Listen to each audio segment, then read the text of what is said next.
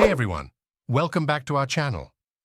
Today, we're diving into a fascinating topic, Generation AI and how it's transforming education. Let's get started.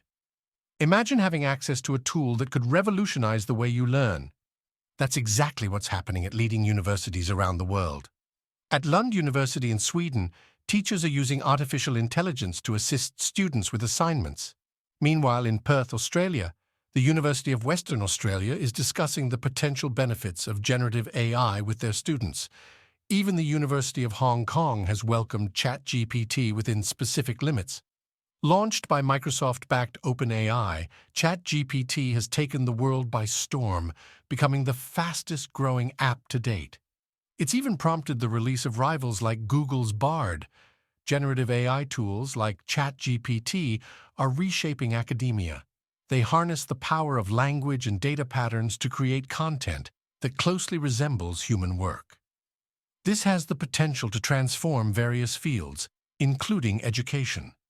The United Nations Educational, Scientific and Cultural Organization, UNESCO, has taken a step forward.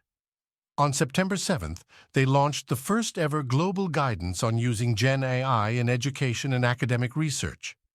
Just like the introduction of calculators in the 1970s, AI in education sparks a debate. Some worry students might rely too heavily on AI, potentially leading to cheating. Others believe it's a helpful shortcut, much like calculators once were.